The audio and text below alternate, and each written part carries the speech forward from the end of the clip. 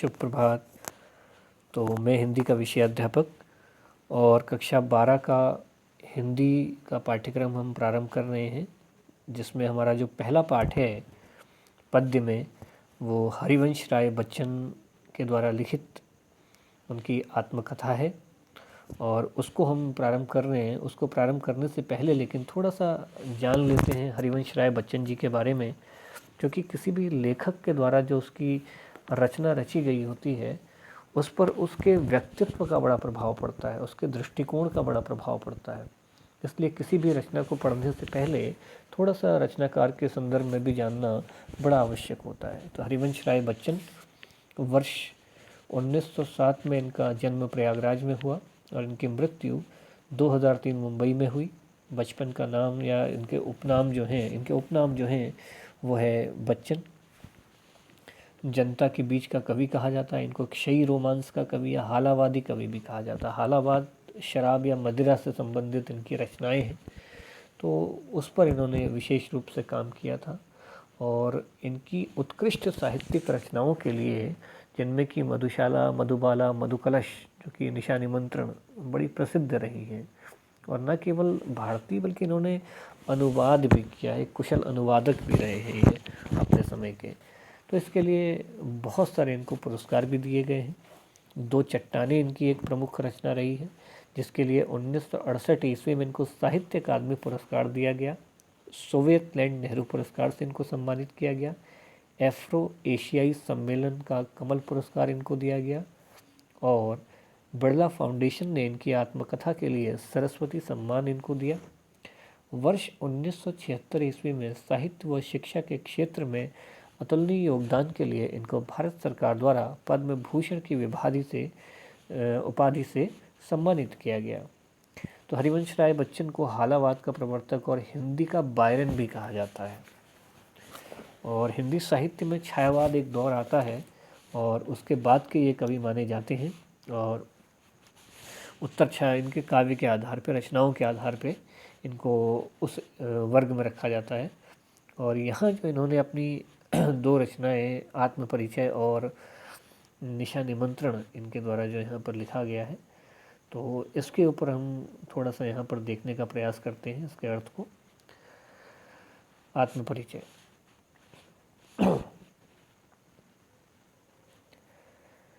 मैं जग जीवन का भार लिए फिरता हूँ, फिर भी जीवन में प्यार लिए फिरता हूँ। कर दिया किसी ने झनकर जिनको छूकर, मैं सांसों की दो तार लिए फिरता हूँ। मैं स्नेह सुरा का पान किया करता हूँ, मैं कभी न जग का ध्यान किया करता हूँ।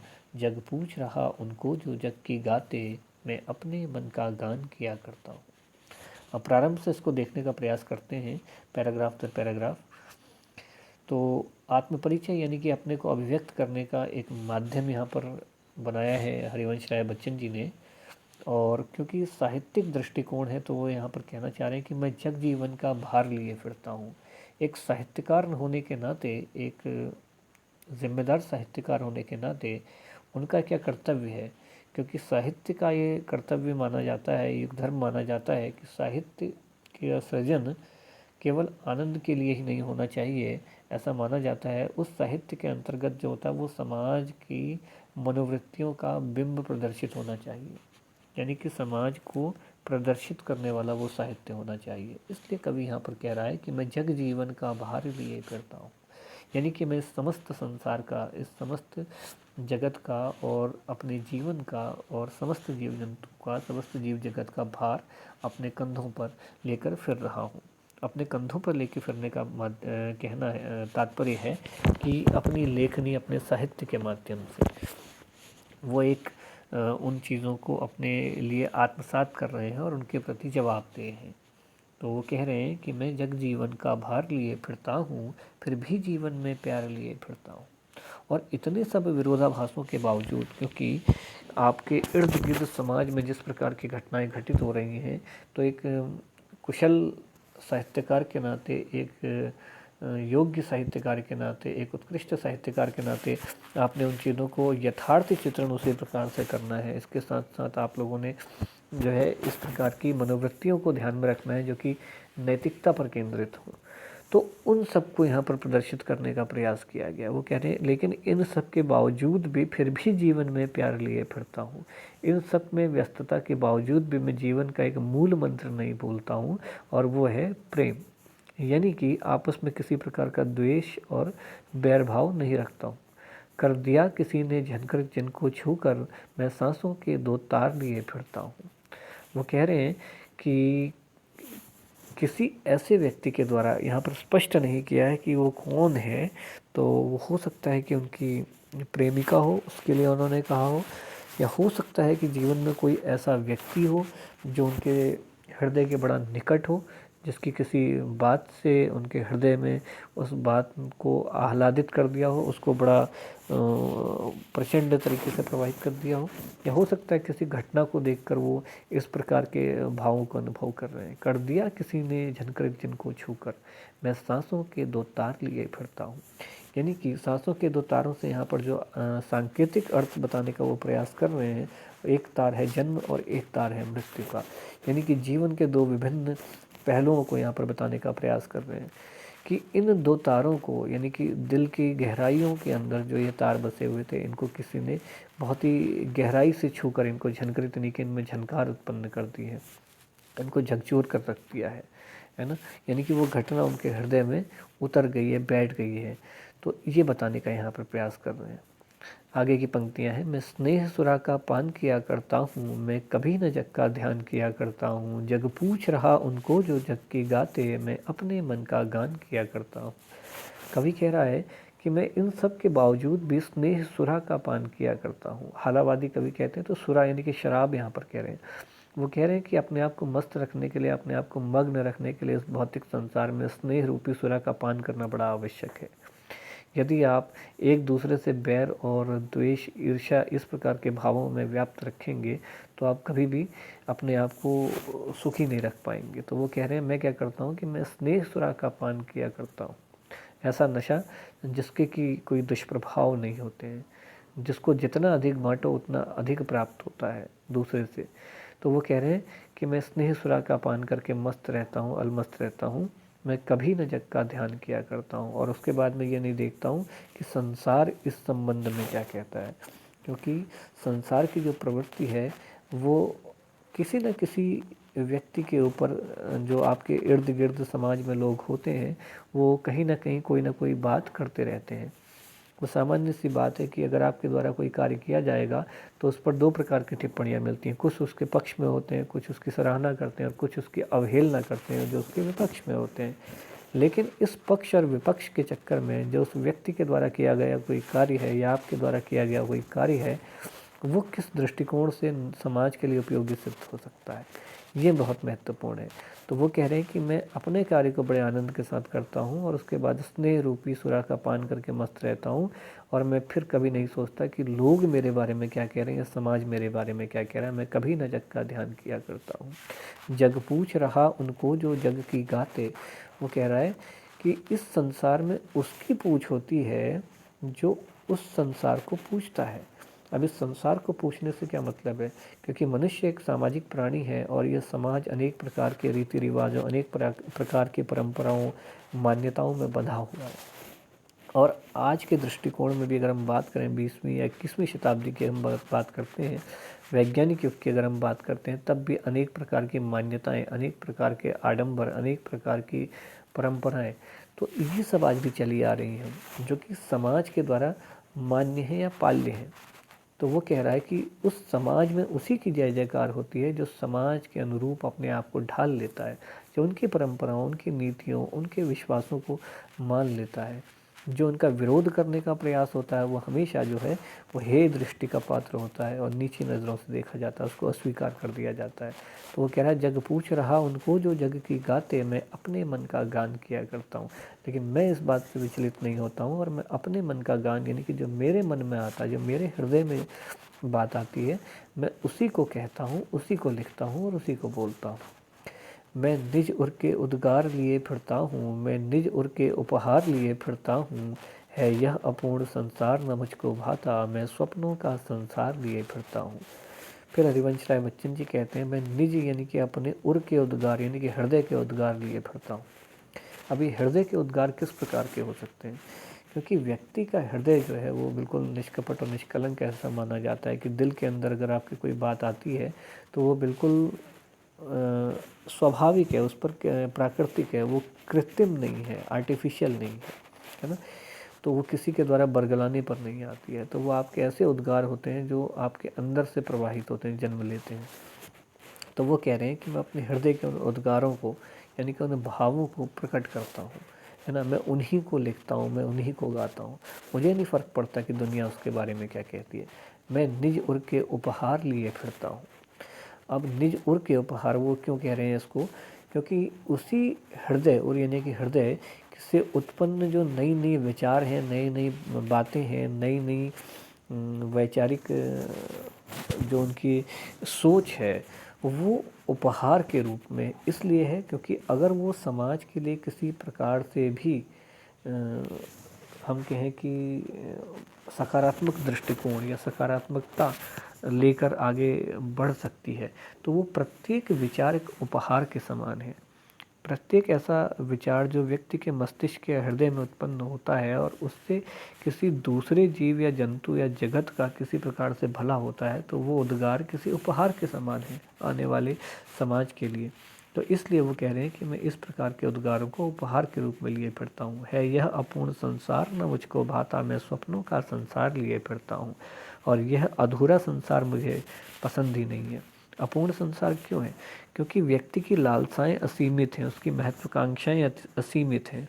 व्यक्ति की इच्छाएं और उसकी महत्वाकांक्षाएं परिवर्तित होती रहती हैं, और ये परिवर्तन किस प्रकार से होता है? जब वो पहली महत्वाकांक्षा और इच्छा या लालसा की पूर्ति कर लेता है तो उसके पश्चात उसकी इच्छा और लालसाओं में वृद्धि हो जाती है और वो दूसरे स्तर पर पहुंचने का प्रयास करता है। तो ये प्रयास निरंतर जारी रहते हैं। इसलिए यहाँ पर कहा गया है कि है यह अपूर्ण संसार न मुझको भाता, और इस प्रकार के आधे अधूरे संसार में मुझे नहीं रहना है, ये मुझको नहीं भाता। मैं स्वप्नों का संसार लिए फिरता हूँ। तो मैं तो अपने सपनों का संसार लेके घूमता रहता हूँ, और वो स्वप्नों का संसार ऐसा कैसा है? क्योंकि सपनों का संसार ही एक ऐसा संसार होता है जहाँ आप अपनी समस्त इच्छाएं, लालसाएं, मनोकामनाएं पूर्ण कर सकते हैं। वहाँ आपको ऐसी आवश्यकता नहीं है कि आज आपने कोई लक्ष्य बनाया है कि मुझे एक अच्छी नौकरी प्राप्त करनी है, उसके बाद मैं यह कार्य करूँगा कि अच्छी गाड़ी, अच्छा घर। नहीं, वहाँ आपको एक साथ सारी चीज़ें प्राप्त हो जाती हैं। तो इसलिए कवि कह रहा है कि मैं स्वप्नों का संसार, यानी कि मैं समस्त चीज़ें जो मैं चाहता हूँ अपने दैनिक जीवन में और भौतिक जीवन में, वो मैं अपने स्वप्नों के संसार में पूर्ण कर लेता हूँ। इसलिए यह अधूरे संसार में मुझे रहना पसंद नहीं है। मैं जला हृदय में अग्नि दहा करता हूँ, सुख दुख दोनों में मग्न रहा करता हूँ। जग भव सागर तरने को नाव बनाए, मैं भव मौजों में मस्त बहा करता हूँ। हरिवंश राय बच्चन जी कहते हैं कि मैं जला हृदय में अग्नि दहा करता हूँ, यानी कि मैं अपने हृदय में एक अग्नि। अब ये अग्नि किस प्रकार की है? अग्नि होती है जब आप आग को स्पर्श करते हैं तो वो कष्ट पहुंचाने वाली होती है, पीड़ा जनित होती है। तो ये पीड़ा और कष्ट किस प्रकार का है? जब व्यक्ति, एक साहित्यकार, अपने समाज में, अपने आस पड़ोस में अनेक प्रकार के आडंबर, अनेक प्रकार के विरोधाभास, अनेक प्रकार के पाखंड देखता है, तो उसको देखकर उसके अंदर जो है एक आग सी पैदा होती है, एक अग्नि पैदा होती है, उनके हृदय में वो टीस पैदा होती है जब वो देखते हैं कि एक व्यक्ति के पास इतना पैसा है कि उसके पास उसको गिनने की फुर्सत नहीं है, और दूसरा इतना गरीब है कि उसके पास खाने के लिए कुछ नहीं। तो ये सारी विषमताएं जब वो देखता है तो उसके मस्तिष्क में, उसके हृदय में एक अग्नि उत्पन्न होती है, और उस अग्नि को अपने कलम के माध्यम से शब्दों का रूप देके साहित्य का सृजन करता है। सुख दुख दोनों में मग्न रहा करता हूँ, लेकिन उसके बावजूद भी मैं इससे विचलित नहीं होता हूँ। मैं इस सुख को और दुख को देख के विचलित नहीं होता। ऐसा नहीं कि मैं उस सुख को देख के उसी में खो जाने के लिए उसी के पीछे भागता हूँ, और ऐसा भी नहीं है कि मैं उस दुख को देख के इतना ज़्यादा व्यथित हो जाता हूँ कि मैं अपने आने वाले जीवन को नष्ट कर देता हूँ। मैं उसमें अपना संतुलन बना के चलता हूँ, दोनों स्थितियों का आनंद लेता हूँ, सुख का भी आनंद लेता हूँ और दुख का भी आनंद लेता हूँ, दोनों में मग्न रहा करता हूँ। जग भव सागर तरने को नाव बनाए, मैं भव मौजों में मस्त बहा करता हूँ। इस जगत रूपी भव सागर से तैरने के लिए इस जगत रूपी भव सागर को पार करने के लिए एक नाव बनाए, है ना। एक नाव बनाकर मैं भव मौजों में मस्त बहा करता हूँ। अब वो नाव किस प्रकार की नाव है? वो नाव है ज्ञान की नाव। वो नाव है एक साहित्यकार द्वारा एक अलग दृष्टिकोण परखने की नाव, है ना। तो वो कह रहे हैं कि मैंने एक ऐसी नाव बना रखी है जो मुझे सुख में दुख में इस मोह माया भरे भव सागर से किनारे ले चलती है। मैं भव मौजों में मस्त बहा करता हूँ और वो नाव ऐसी है कि मैं उससे भावनाओं रूपी जो मौजें हैं, यानी कि जो लहरें उत्पन्न होती हैं, उनमें मस्त होकर बहता रहता हूँ। मैं यौवन का उन्माद लिए फिरता हूँ, उन्मादों में अवसाद लिए फिरता हूँ, जो मुझको बाहर हंसा रुलाती भीतर, मैं हाय किसी की याद लिए फिरता हूँ। अब वो कह रहे हैं कि मैं यौवन का उन्माद लिए फिरता हूँ। यौवनावस्था एक ऐसी अवस्था होती है जहाँ पर व्यक्ति के अंदर अनेक प्रकार के परिवर्तन हो रहे होते हैं, और ये परिवर्तन शारीरिक और मानसिक दोनों प्रकार के होते हैं। जहाँ शारीरिक परिवर्तन उसको वयस्कता की ओर लाते हैं, वहीं मानसिक परिवर्तन उसके अंदर अनेक प्रकार के प्रश्नों को जन्म देते हैं, और ये प्रश्न इस प्रकार के होते हैं जहाँ वो अपने अस्तित्व को लेकर संघर्षरत हो जाता है। और ऑरलस्टाइन ने किशोरावस्था को और इस यौवनावस्था को बल, तनाव, तूफान और संघर्ष की अवस्था तक कहा है। तो इस प्रकार की अवस्था जहाँ उसको समस्त संसार, अपना समस्त आस पड़ोस सब अपने शत्रु लगते हैं, लेकिन कुछ सीमित लोगों से अपनी मित्रता होती है। लेकिन इस यौवन वाली अवस्था में ये जो परिवर्तन होते हैं, चाहे वो शारीरिक हो, चाहे वो मानसिक हो, चाहे वो वैचारिक हो, ये एक उन्माद यानी कि एक ऊर्जा लेकर पैदा होते हैं, एक विरोधाभास लेकर पैदा होते हैं। और वो ऊर्जा जो है, यहाँ पर कवि कह रहा है कि वो अपने अंदर प्रवाहित सा महसूस कर रहा है। क्यों? क्योंकि एक साहित्यकार का शरीर बूढ़ा हो सकता है, उसका मस्तिष्क बूढ़ा नहीं हो सकता है। उसका मस्तिष्क प्रत्येक उस नई रचना के साथ युवा हो जाता है जो वो अपने आस पड़ोस में देखकर रचता है या उसका सृजन करता है ना। तो वो यहाँ पर इसलिए कह रहे हैं, और उन्मादों में अवसाद लिए फिरता हूँ। और इस प्रकार के उन्मादों में, उत्साह में अनेक प्रकार के अवसाद आने की स्थिति, अवसाद यानी कि जब आदमी डिप्रेशन में चले जाता है, यानी कि बहुत ही विचाराधीन अवस्था में चले जाता है। तो वो कह रहे हैं कि इस प्रकार के उन्मादों में, उन्माद क्यों? जब आदमी बहुत कौतूहल, अति उत्साह के साथ कोई कार्य करता है, तो ऐसी स्थिति में जब कभी वो असफल हो जाता है तो अवसाद की अवस्था भी आ जाती है ना, जहाँ वो अपने अस्तित्व को लेकर संघर्षरत हो जाता है। जो मुझको बाहर हंसा रुलाती भीतर, मैं हाय किसी की याद लिए फिरता हूँ। तो कवि यहाँ कह रहे हैं कि जो मुझको बाहर हंसाती है ना, लेकिन भीतर रुलाती है। यानी कि यहाँ पर स्पष्ट नहीं है कि वो कौन है। वो हो सकता है उनकी प्रेमिका हो सकता है उनकी पत्नी हो सकता है कि कोई इष्ट मित्र हो, कोई घटना हो।